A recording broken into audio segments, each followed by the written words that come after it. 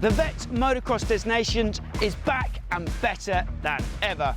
This epic celebration of motocross nostalgia will get your blood pumping and make you fall in love with dirt bikes all over again.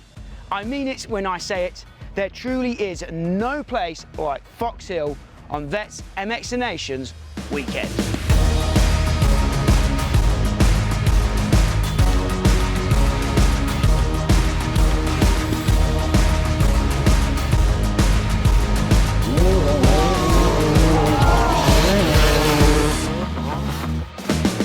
This year we have a host of genuine two-stroke gods ready and raring to do battle and fight for glory here in motocross heaven.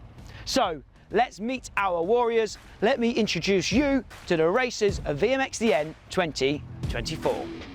First up we have the home team heroes. The English squad of Tommy Searle, Brad Anderson and Elliot Banks Brown are coming in as the hot favourites, and as last year's champions they'll be wearing the 1, 2 and 3. These boys will be tough to beat, especially with the entire nation cheering them on. But I know of a few teams that will stop at nothing to cause an upset. It wouldn't be VMXdN without a strong American presence, and 2024 is no different. Team USA have a powerful lineup featuring Mike Brown, Andrew Short and Sean Lapinovich. We all know that Brown and Short had a titanic battle at Loretta Lynn's a few weeks ago, so we'll see if they can settle their beef and get on the same page for Team USA this weekend. Looking to capitalise on any friction in the US camp will be the Irish, who are led by Martin Barr. These guys are always strong at this event, finishing on the podium for the previous 2 years. For 2024, the Italians have come in swinging with not one but 2 fierce teams, each captained by a world champion. The list of contenders is way too deep for me to go through every team. I'd be stood on this hill all day long. So instead, let's hit the pits and let's meet some of our heroes. Andrew, do you know what you've got yourself in for this weekend? No, I have no idea what I'm getting myself into. I've been told it gets rowdy. The racing, I'm prepared to get smoked. Everyone tells me that these guys send it, they're really fast. I'm riding an older bike than I'm typically used to, so I'm excited. I know Doc Wobbs does a great job, but in short, no, I have no idea what I'm getting myself into. How are you feeling coming into the weekend? I feel really good, really excited. I've literally just got here 10 minutes ago and stepped over here to do your interview and looked at the track, and that looks great. The buzz around the paddock's unbelievable already. It was hard to even get my camper through, so it's a good start to a great weekend. Do you know what you've got yourself in for this weekend? Do you know what to expect here at Foxhill? I'm so excited to come here. I never came in Foxhill.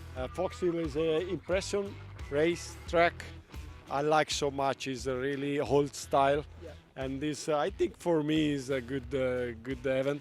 And I hope it's a good race. Everybody is easy, but then when you race, push everybody. I love this. This is probably the funnest race of the year, most competitive race for me. Like I said, I think I have more pressure on myself and coming to this race than I have my whole career. Yeah, really happy to be back in Foxhill. Just arrived this morning early, and many friends say welcome. That is a really good feeling. As I say, it's the 3rd year, and we're looking to go on the 500 this year, so just hopefully that's going to work out for us. But as we've been doing some testing, we think the 500 is the right bike for this job, and especially out the gate against all the other riders. That's what I was struggling with last year, and I think this year it's going to be a lot better. Is running number 1 adding any pressure? No, I thought that. Actually, won a championship last week and I ran the number 1 for the second race, and I had the best race I've done in a long time, so I like the number 1. I think it looks sick over there, especially with what they've done on the number plate. The bike, I absolutely love the look of it. Like, I've not liked the look of a bike I've rode as much as I like that. Yeah. We always want to be on the box, so if we lose the number 1 spot, we'll be disappointed. But as I say, there's a strong field, and we're all gunning for it. Yeah, and as you said, you know, the guys have done an awesome job the last couple of years, been on the podium and stuff. So it was really nice to be asked. But yeah, it comes with that pressure. You know, that you got to perform. But no, I'm looking forward to it. You know, my team at Pico Honda, Dylan's built me an awesome bike, and you know, I can't wait to get started. Team Canada. I wanted to talk to you last year actually about the dream Canadian team. You've made one happen this year. How do you think your boys are going to do out there? Well, we're gonna have a good time. That's first off. That's first off. But no, listen, I brought 3 really good Canadian guys. They still race a lot. They're still out active. One of them raced the Canadian Nationals this year, Tyler Medaglia. I mean, he'll be really good. He's a great rider. He's 37 years old, so he's a vet.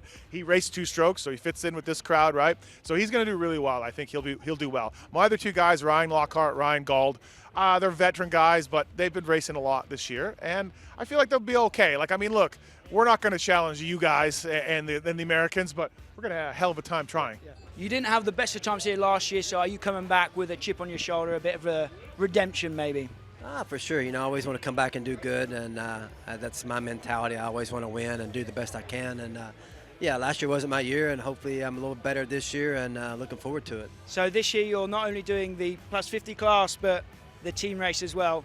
What made you want to race in the big one? Yeah, that is a goal. So every time we're gonna go on the step up. So and I think it's I think that is more difficult than last year for sure. But it's inside of me, so I need to do the top, the best. Why not fight in the top class? Do you know who you need to look out for other than Mike and Sean? Do you know what rivals that you might have out on track? They mentioned all these people. I'm sure there's going to be people I've never heard of that are just going to blow right by me and smoke me. But yeah, no, I'm here to do my best, have fun, and make the most of it. Who are we looking at in terms of competition for yourself? Yeah, well, I've rode against some of the Italians before, and they are a strong team. As I say, they've got a good team, so they'll be one to watch out for. It's just they haven't rode this track on their old bikes yet, so it's an eye-opener for whoever comes fresh. As I say, there's a few new Americans in here, so we'll see how they get on. But we all know the track inside and out, so I'm sure we should be able to perform. As rivals, I'm not too sure. I haven't actually looked at the list. I know like selected riders, but as teams, I'm not sure who's in the teams. I know Mike and Shorty was racing the other week and they had a battle, so now they're teammates. Maybe they'll take each other out after a couple of weeks ago. I know you're a guy that will do his homework. You're going to know who you're racing, so which riders are you looking out there as your main rivals? For sure, Tommy, Brad, Chiodi would be good. There's 10 guys that can win, I think, but I think just keep my head down and do what I do to come here to do, and that's it. And obviously you have raced and represented Team USA at the actual Motocross of Nations to great success. Are you feeling the pressure from the home nation, from your home nation this weekend to represent the red, white and blue in dominant fashion as your guys are used to? Yeah, sure. Of course you want to do your best. So my expectations, I think I need to keep them a little more modest, and trying to be modest and not get over my head initially, and I know I'm gonna have to learn the track quick, but maybe I'm more excited for this than the nations back in the day. At the end of the weekend, what result will you, yourself and Team Italy be happy with? For us, okay, podium, everybody's happy, no? We want. I come now in the track and my team manager say, yeah, we got to win, but to win is hard. But stay in the podium, we a lot happy. Then we drink beer after the race. Well, we'll join you for that, David. Yeah, thank you for your time, man. See you in the weekend. A couple of weeks ago, we saw you and Mike having an intense battle down at the ranch. What is team relationships like in the USA camp? No, I have massive respect for him, and he's one of the people that told me this race is so unique and special. But even that race, I felt like I was a little bit underprepared in terms of what I was getting myself into. So I think I'm in for it again this week. Do my best, have fun, and make the most of it. You and Andrew had an awesome battle at the ranch a few weeks ago. Is it all good in the Team USA camp? Oh, 100%. Yeah, no, Andrew's good. Yeah. Like, he's a great rider. I know going to Loretta's, he'll be a tough guy to beat there, and no, it's all racing. I'd rather race somebody than go and win by 40 seconds. So, no, we're all good, and hopefully these guys adapt to what they're up for. It's it could be muddy, but these guys they come to race. It ain't just a charity race here. I'm sure the other teams were looking at that footage of you and Andrew going at it at Loretta's and were shaking in their boots, seeing how fast you were going. Last year, you gave me, everyone here, a moment that we'll never forget when you came through the valley. Bobby had disappeared, you're in the lead, fist bump over there. How did that feel, and what was going on inside of your helmet in that moment last year? The whole weekend was great, and then I wasn't sure if I could win a race. Last year I knew I could have a race. I knew I could race for a win, but whether I could win, because Bobby was on good form all weekend, as was Elliot and plenty of other riders. So when I lined up on day 2, and I think that was race 1, day 2, and then I was behind Bobby, caught him up, and then he made a little mistake, so I was able to get into the lead, and I came through this valley, and I haven't felt that feeling in a long, long time, probably Matley 2012, so showing my age a little bit there, but a long time ago, so it felt unbelievable, and I would love to repeat that again this weekend. Severe overnight rain on Friday threw a spanner in the works. The track took a beating and the schedule had to be revised. So what's the format of VMXdN? Well, VMXdN is run just like the regular Motocross of Nations. The team with the lowest score at the end of the weekend takes the victory. But unlike the MXON, at this race, all 3 team members race in every single moto. As you can see at the moment, the sun is out. It's looking pretty good, but we have had a lot of rain overnight and this morning. So we've put a pause to proceedings. There's no racing on Saturday, and we're going to get all the motos in tomorrow on Sunday.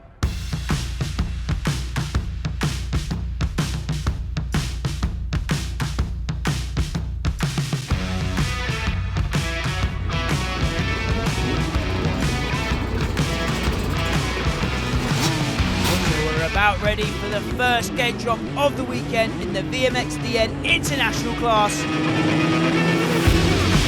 The gates have dropped. Who's going to grab the first hole shot of the day? It's a terrible jump out of the gate for Brad Anderson, but a better jump for Andrew Short there on the number 8 YZ250. He's mid-back around the first turn.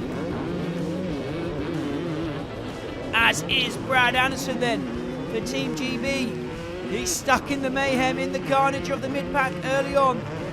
Andrew Short dives to the inside. He's up the inside behind Andrea Cervelin for one of the Italian teams. There's also the 122, that's Denny Philippaerts. But at the front of the field on this opening lap, Mike Brown leads the world. Tommy Searle in second on the number 1, and David Philippaerts in third place on his KX 500. We're on board with Brad Anderson here in the mix with Denny Philippaerts and Andrew Short there, the number 8, you can see just ahead of him. There's also the number 11, and that's Ashley Greedy for Team Wales. They've got a strong squad this year as well. Andrew Short's trying to make a move on Ashley Greedy and another Welshman. That's Glenn Phillips on the KX 500. So Shorty has got to try and deal with the Welsh here. Oh, and he gets a bit of the Ash Greedy treatment there. A strong block pass from the Welsh number 11. Oh, Glenn Phillips goes down on the inside. That's a Welshman eating dirt right there. He goes down on the KX 500. Oh, Brad Anderson nearly loses it. As Mike Brown launches down the hill for the first time in this opening moto. Tommy Searle in second. David Philippaerts goes down. Philippaerts is down. He was running so strong for the Italian team.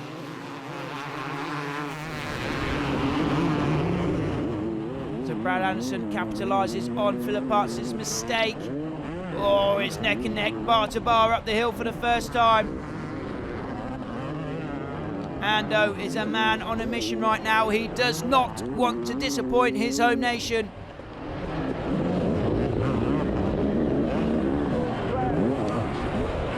Oh, an aggressive move down the inside of the steep hill by the commentary box. Now the next person in Ando's sights is the one and only Andrew Short for Team USA. You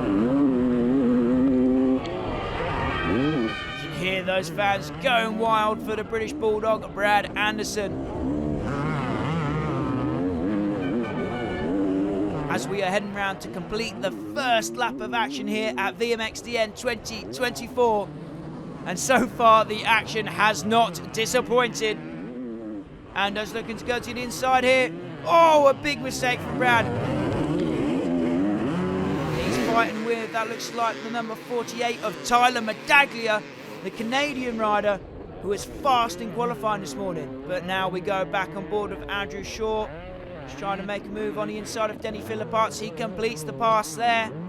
So it is worth mentioning that both Anderson and Short are battling for top 15 positions here. They're not even inside the top 10 yet. Meanwhile, back at the front, Mike Brown still leads Tommy Searle.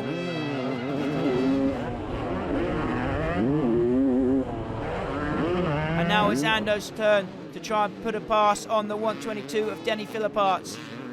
Up the steps they go. Ando hanging it all out there as only he can do. He makes a pass to Philippaerts there. And again, the next rider in his sights is Andrew Shaw. They're flirting with the top 10 now, Shorty and Ando.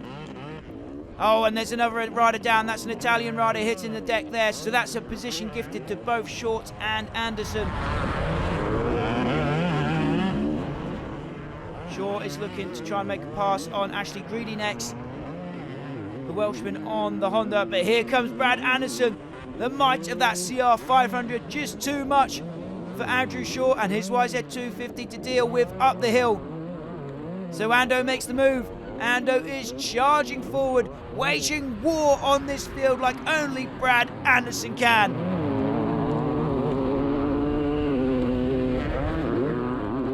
How can Andrew Short respond? For now, though, we turn our attention back to the front of the field. Mike Brown continues to lead Tommy Searle, who is 20 years his junior almost. What a ride from Mike Brown so far this weekend. Definitely looking for redemption after last year. But here comes Tommy Searle up the inside. Tommy Searle completes the pass to take over the race lead. And the English fans go absolutely wild for that one. Tommy Searle leads the world now here in VMXdN team race number 1. But here comes Brad Anderson looking to make the pass, and Ashley Greedy. Greedy makes a mistake. Anderson into the top 10 now.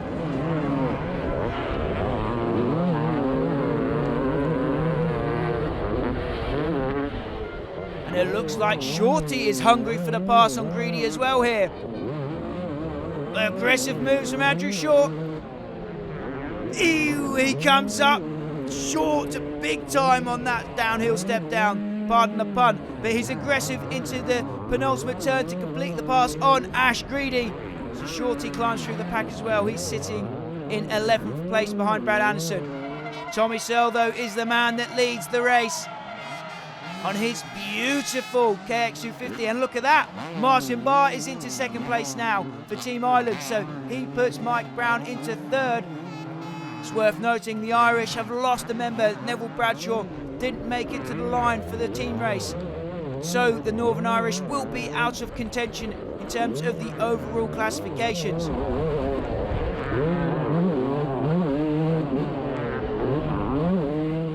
Next in the sights of Brad Anderson and Andrew Short then is the 3-time 125cc world champion Alessio Chicco Chiodi, who's looking good on board his YZ250 here. But is he good enough to keep Brad Anderson at bay?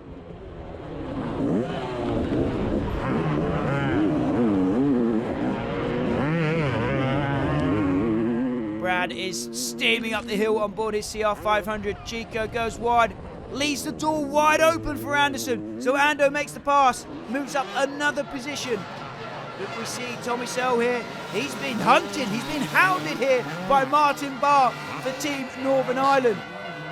Marty Barr is having the race of his life here. This is awesome to see from the Irishman. And Mike Brown, as ever, is still in the mix as well. That's another lap completed for Tommy Searle. Marty Barr in second, Mike Brown third. That's Luke Dean. Luke Dean in fourth place. What a ride for him. And then we have the second place Englishman. That is Elliot Banks Brown in fifth position. So storms through the valley, the crowd cheering him on, willing him on towards the finish flag. We've got a handful of laps left to go yet though. Just listen to this crowd here as Searle makes his way back through the valley.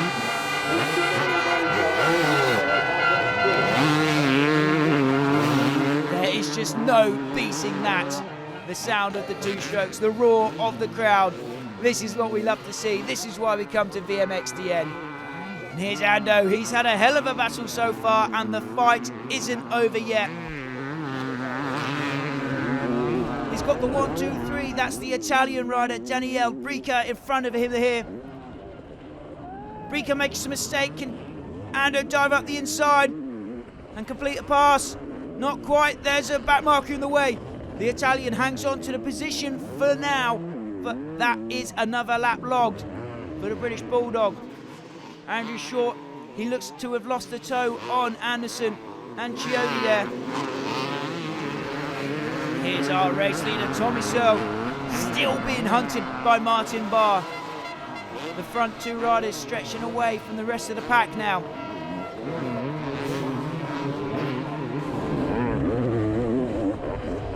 Anderson aggressive down the hill to make the pass. Another pass complete for Ando. He's into 8th position now. The next rider in his sights is Lewis Toombs, another Englishman.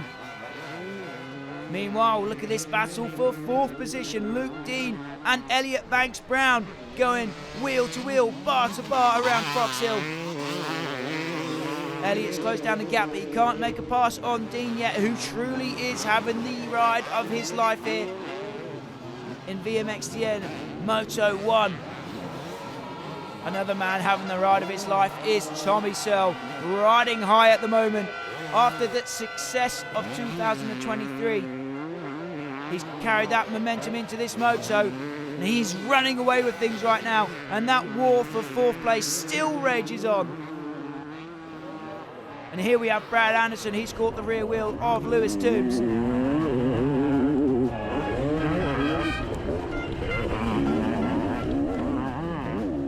Tommy Searle takes the 1 lap to go flag. It is last lap then. It is the last lap of action here in race 1. Tommy Searle has broken Martin Barr. He sits lonely in 2nd. Mike Brown is 3rd. The battle for 4th rages between Luke Dean and Elliot Banks-Brown.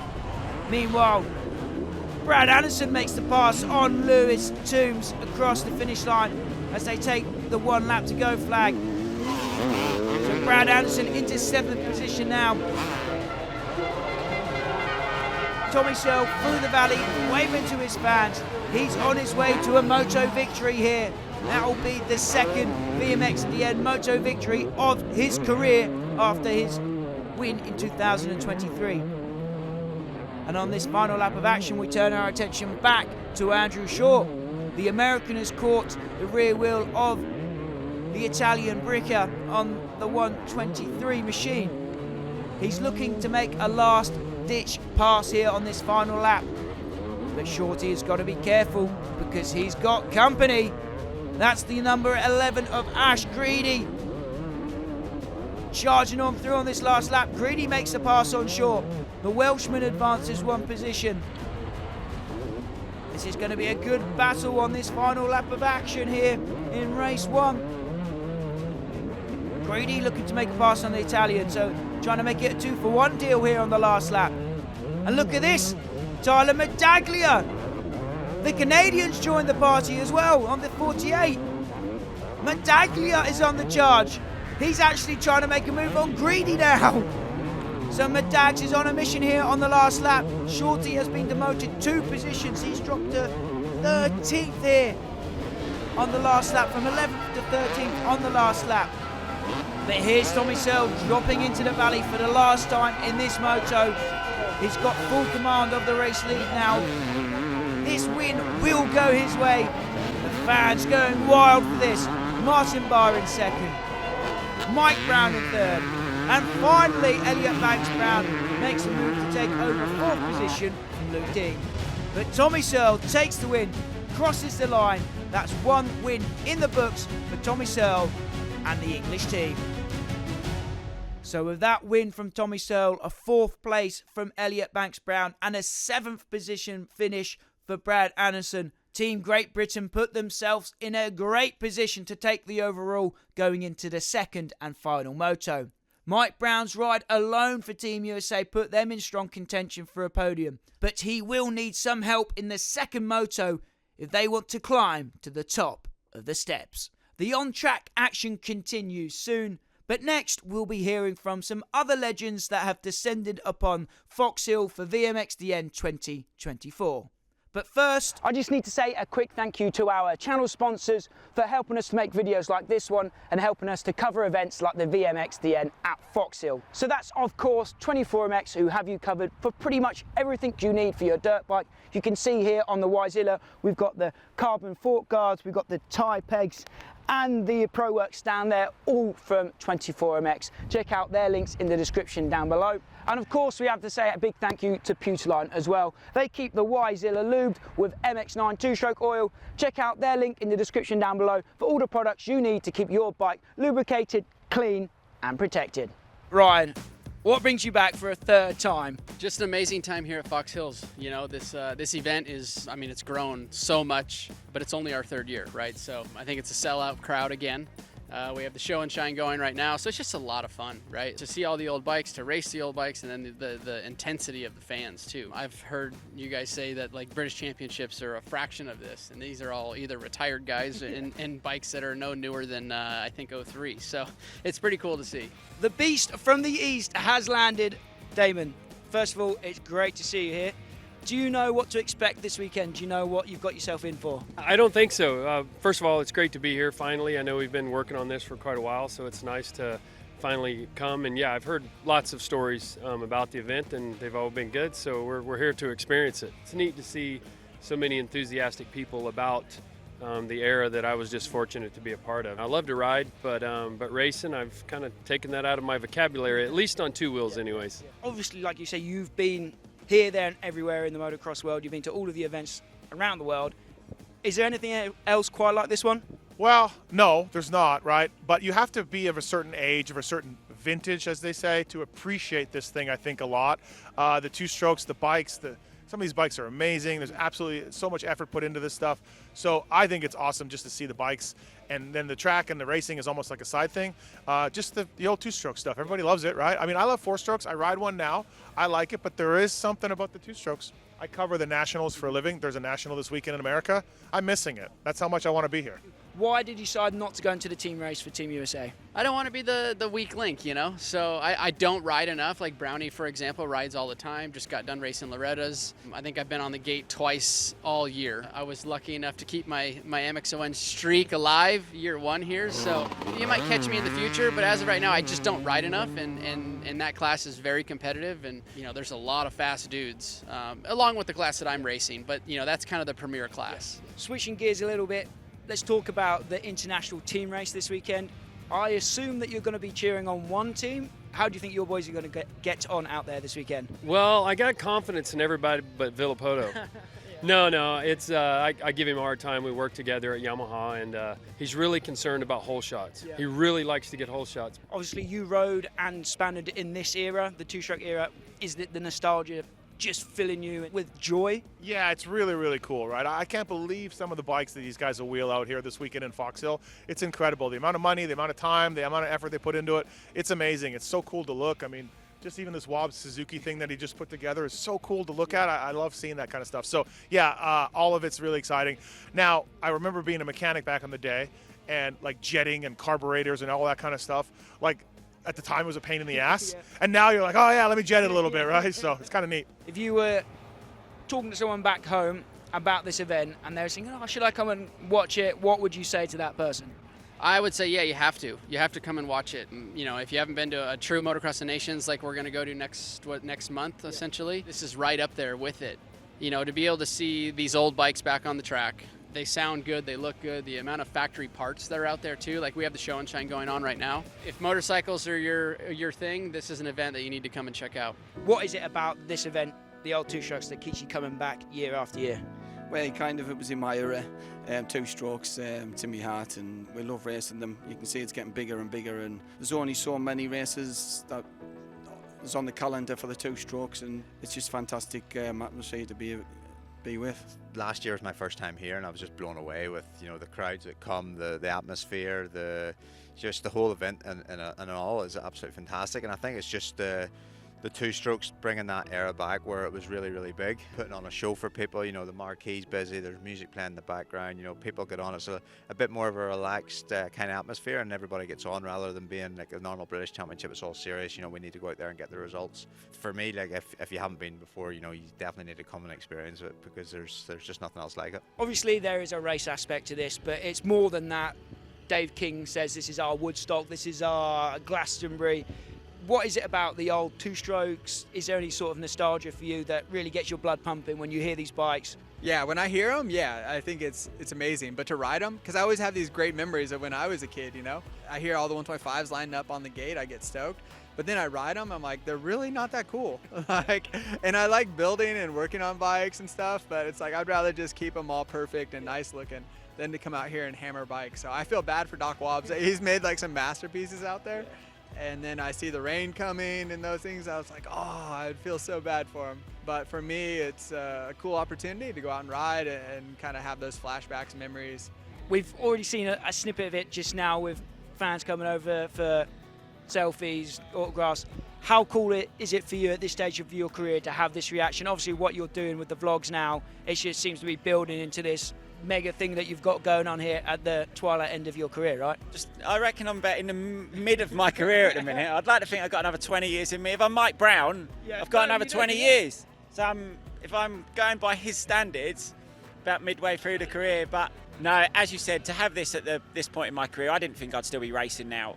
If I'm honest, like if you'd have asked 10 years ago, would I still be at this now through the highs and lows I've had throughout my career, I'd have probably said no. But I think the vlogs, they've given me a new lease of life to come through the races, give me more of a reason to race rather than purely just chasing a result every single weekend. And then to come to this event where all the people, obviously, yeah, they all know me because they've all watched me on YouTube. A lot of them, I would imagine, they sort of get to know my story and they have something to talk to me about and relate to me.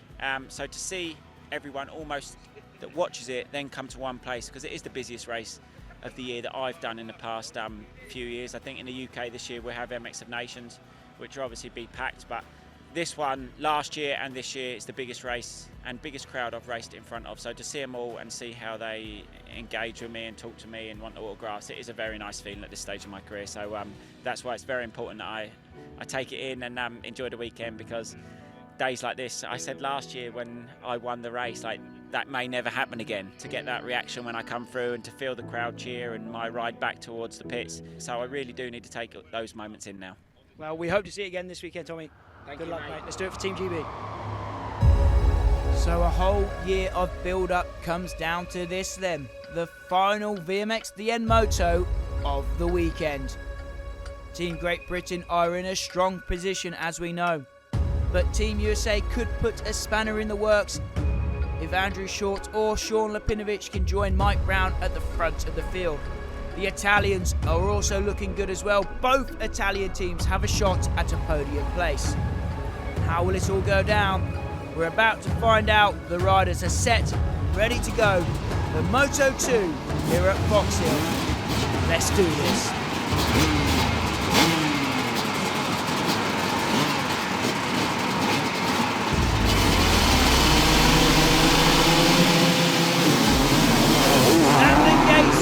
Dropped. And it's a terrible jump for Andrew Short, but that's a veteran move there. Moving across to the inside to sneak through and exit in the mid-pack. Tommy Searle has the race lead, and he pulls the trigger. He absolutely sent it down that step down. The crowd are going to love that. Anderson, a better start for Anderson. He's inside the top 10, I would say. Just behind Elliot Banks-Brown and David Philippaerts there on a KX500. Andrew Short, he recovered that poor jump nicely. He's behind Tyler Medaglia for Canada. Lewis Toombs also there in the mix. But here comes Tommy Searle through the valley for the first time in this final moto of the day. He's in first. And then we have Daniele Brica for the Italians in second there. Looking hungry, looking fierce, looking fast on this first lap. He's looking to make a move on Tommy, but Tommy shuts the door. And here's Brad Anderson behind the 2008 MX1 World Champion, David Philippaerts from Italy. He's sending it on that KX 500 in front of Ando. This is a battle of the 500s. Kawasaki versus Honda. And here goes Ando around the outside and up the hill to complete the pass. He's got his teammate Elliot Banks-Brown directly ahead of him now. But here come the leaders, Tommy Searle, Breaker and Mike Brown on the number 7 for Team USA. Martin Barr up there in the mix once again. He's in 4th position early. Here's Andrew Shaw in the mid-pack, fighting with Lewis Toombs there on the 31. This is chaos, this is mayhem early on in these VMXdN races. And listen to just how good those bikes sound up these hills.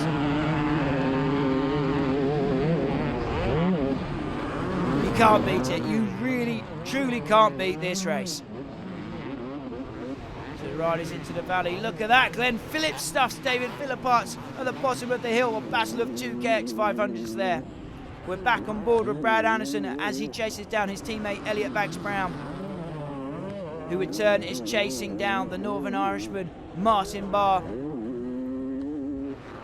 Mike Brown is into 2nd position now then. Yes, he is. And he's got his sights set on the number 1 of Tommy Searle.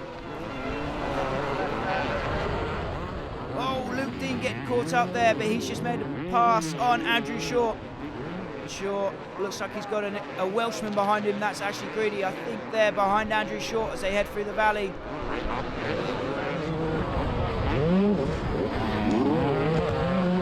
So Shaw struggling with the intensity earlier on in this one. Oh, Luke Dean sends it down the hill, gapping Andrew Shaw there. Nash Greedy trying to make a pass on Shorty, but Shorty stays strong. So Searle leads, Mike Brown, Rika, Barr, Ebb, Anderson, Phillips, Philippaerts, Medaglia, Chiodi, Spinks, and the rest of the pack go charging on through.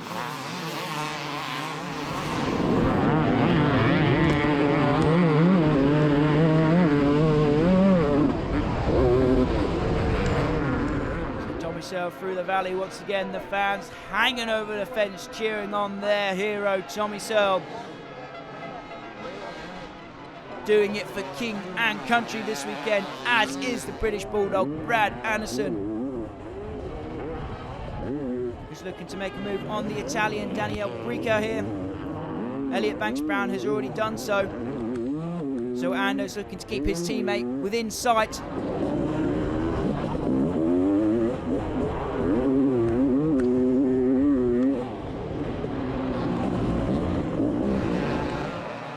Philippaerts is there, looking to respond. He got passed by Ando on lap 1, so can Philippaerts mount an attack on Brad Anderson here? Once again, the battle of the 500s, Honda versus Kawasaki. Philippaerts tries to move up the inside, but he's not going to be able to out-drag that CR 500 up the hill.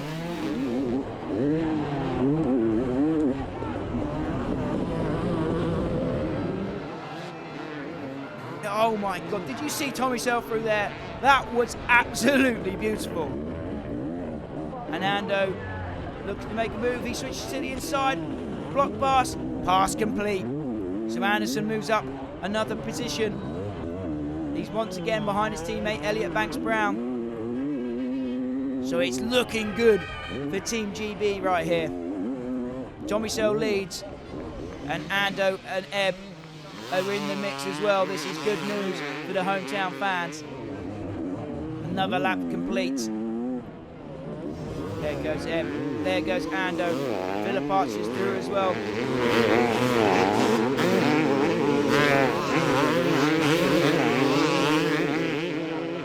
Tommy Searle is being chased and pursued by Mike Brown, who is almost 20 years older than Searle. What a phenomenal showing from Mike Brown. Just look at the way he railed that corner. He does not look like a man in his 50s riding this bike. He is all over the back wheel of Tommy Searle now. Mike Brown truly has come in for redemption this year. And he's given the fans something to cheer about. He has been absolutely awesome. And he's looking to try and make a pass on Tommy Searle through the valley. Can Tommy Searle respond to this continued attack from Mike Brown? Brownie's hanging it all out there for Team USA right now. Martin Barr still sits in 3rd position. And then it's Elliot Banks-Brown in 4th, Brad Anderson in 5th. And Ando is letting it be known to Elliot that he wants to roll on through and take over that 4th position. It doesn't look like Elliot knows it's his teammate behind him right now.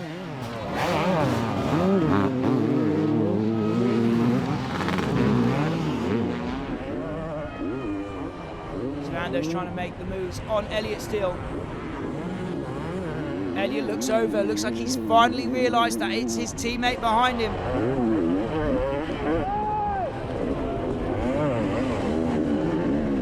Banks-Brown waves Ando through then, so that's 4th position for Brad Anderson. But it's still tight at the front. Just a handful of laps to go then. Brown is still hunting down Tommy Searle. Can the number 1 hang on to it? Can he complete a perfect day, or will Mike Brown be the spoiler? The crowd will certainly be cheering Tommy on. Oh, these guys are on rails right now. They go around to take the last lap flag. So the last lap flag is out for our race leaders. There goes Ando, Ebb, Philippaerts. For the final time then, Tommy Searle charging through the valley. The fans giving him his well-deserved love. He's done it once again for the home fans. He's put on a show. He's given them something to cheer about, given them something to remember here at Foxhill. Tommy Searle is going to take this win ahead of Mike Brown then. 2 absolute heroes of VMXdN 2024, as is Brad Anderson, the British Bulldog. Never fails to give it absolutely everything, and the fans will let him know how much they love him.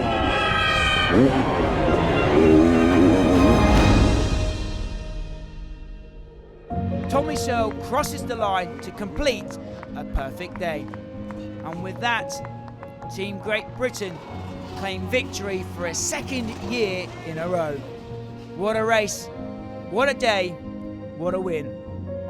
Congratulations, boys. First race didn't go to plan. Me and Martin came together on the start when we got out, and I hit neutral, and so to come through on Foxhills is hard work. I thought we were through to 7th, which was pretty good to be fair, but I was disappointed with myself when I come in here. I was going mad with myself, thinking I should have been further up. But second race there, I got a better start. Still wasn't the best, but got a better one, and worked my way up to, I think, 4th. So it was good. Me and Elliot was having a battle, and obviously Tommy won that one and won the first one. So as we've just been celebrating there, and we're going to go up on the podium, Team GB, number 1. Come on, baby. Really good weekend. Obviously, I got a call up a couple of weeks ago, and I sort of jumped at the opportunity. You know, we had a really good race here last year, and then I wanted to be part of, like, you know, the Team GB, and it's been an awesome weekend. We've had I think I'm on my 3rd bike. It's been an awesome event again. Awesome turnout. The crowd was just crazy this year, like, because you know we're in the red, white, and blue this year, so we were on the Team GB, and like you come around every corner. It didn't matter where you were on the track, you could hear an air horn. And it's been a fun weekend. Definitely something that is very hard to replicate. Probably we haven't experienced a lot. Like even Tommy, like winning GPs, I think it's quite up there. You know, with the atmosphere after races to that. So it's been cool to be part of it, and you know, to get the win as well. It's icing on the cake. Really. Tommy, talk us through your weekend. Was it all you hoped and dreamed it was going to be? Yeah, it was a brilliant weekend. Really, really enjoyable from start to finish. Obviously, we had a late start to the weekend with it just being Sunday, but I managed to win practice and win both my races. I had Brownie hot on my heels that second race, and even I was going around and I was just like, fair play. Alfie, be quiet a minute. Shh, I'm just doing this interview. And I had Brownie hot on my heels all race, and I was just, even riding around, I was like, fair play. Like, he's got 20 or 18 years on me, and I couldn't believe how fast he was staying, or how close he was staying, because I was absolutely giving it everything I've got. I had the crowd behind me, which I could hear every lap. And I think with 1 lap to go, I got a little bit of a gap, which I could enjoy the last lap. But overall, brilliant weekend. Absolutely loved it. Team Great Britain!